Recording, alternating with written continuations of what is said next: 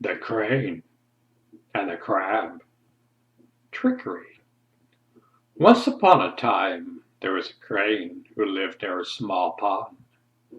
Right next to the pond was a big tree with a fairy living in it. He learned by observing the various animals. There were also many small fish living in the small pond. The crane was in the habit of picking up fish with his beak and eating them. Since there happened to be a drought in the area, the water level in the pond was becoming lower and lower. This made it easier for the crane to catch fish. In fact, he was even getting to be a little fat. However, the crane discovered that no matter how easy it was to catch fish, and no matter how many he ate, he was never completely satisfied. But he did not learn from this. Instead, he decided that if he ate all the fish in the pond, then he would find true happiness. The more, the merrier, he said to himself. In order to catch all the fish in the pond, the crane thought of a clever plan. He would trick the fish and deceive them into trusting him. Then, when they trusted him the most, he would goggle them up. He was very pleased with himself for thinking up such a trick. To begin with, the crane sat down on the shore. He remained quietly in one position, just like a holy man in the forest. This was intended to get the fish to trust him. The fish came to him and asked, "Sir Crane, what are you thinking?" The holy-looking crane answered, "Oh, my dear fish, it makes me sad to think of your future. I am thinking about the coming miserable disaster." They said, "My lord, what disaster is coming to us?" To which the crane replied, "Look around you. There is very little water left in this pond. You are also running out of food to eat. This severe drought is very dangerous for you poor little ones." Then the fish asked, "Dear Uncle Crane, what can we do to save ourselves?" "My poor little children," said the crane, "you must trust me and do as I say. If you allow me to pick you up in my beak, I will take you, one at a time, to another pond. That pond is much bigger than this one.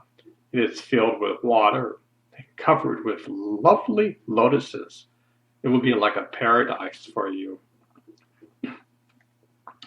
When they heard the part about the beak, the fish became a little suspicious. They said, "Mr. Crane, how can we believe you? Since the beginning of the world, there has never been a crane who wanted to help fish. Cranes have put fish in their beaks only to eat them. This must be a trick, or else you must be joking." The crane then raised his head and made himself look as dignified as possible. He said, "Please, don't think such a thing. Can't you see I'm a very special crane? You should trust me. But if you don't believe me, send one fish with me, and I will show him the beautiful pond.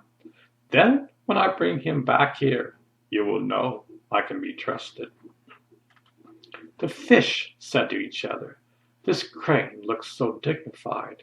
He sounds like an honest crane. But just in case it's a trick, let us send with him a useless little troublemaker fish. This will be a test." Then they found a young fish who was known for playing hooky from school. They pushed him towards the shore.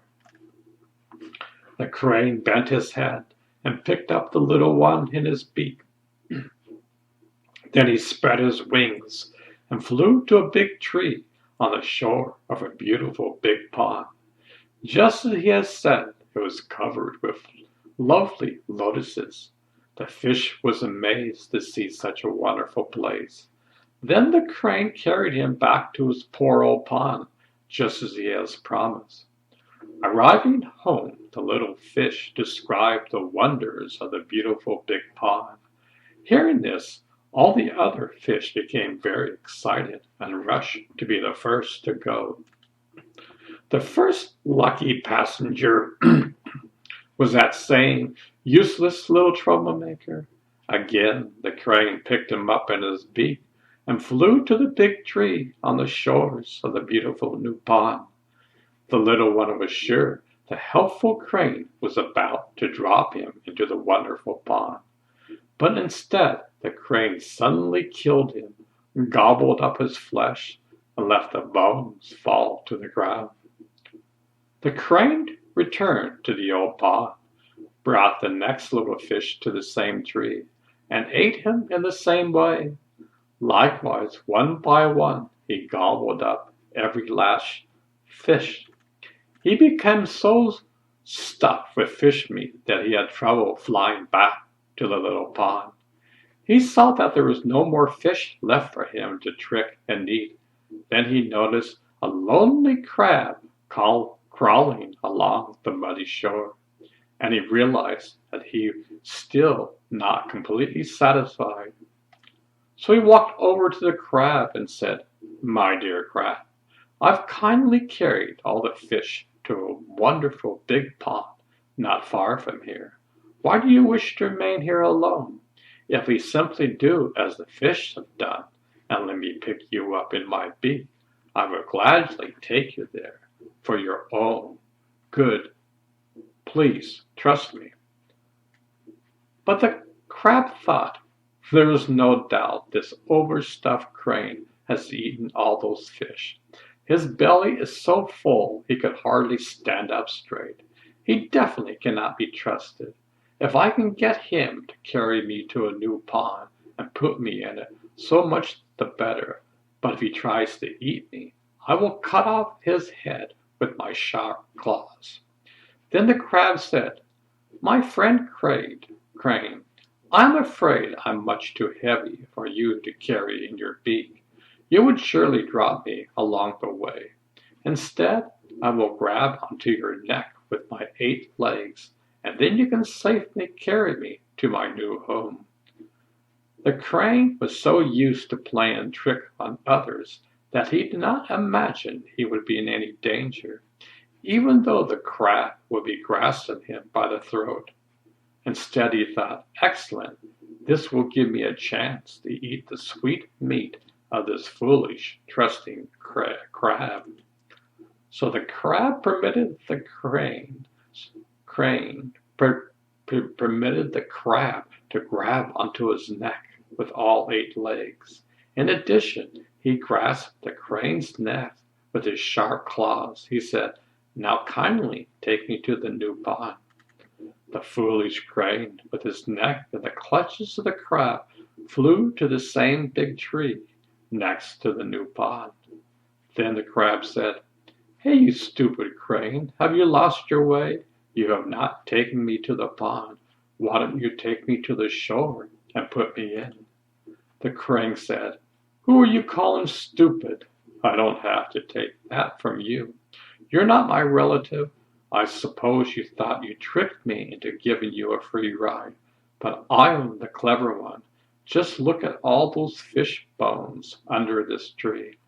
I've eaten all the fish, and now I'm going to eat you too, you stupid crab." The crab replied, "Those fish were eaten because they were foolish enough to trust you, but no one would trust you now because you tricked the fish. You have become so conceited you think you can trick anyone, but you can't fool me. I have you by the throat, so if one dies, we both die." Then the crane realized the danger he was in. He begged the crab, "Oh, my Lord Crab, please release me. I have learned my lesson. You can trust me. I have no desire to eat such a handsome crab as you." Then he flew down to the shore and continued, "Now please release me.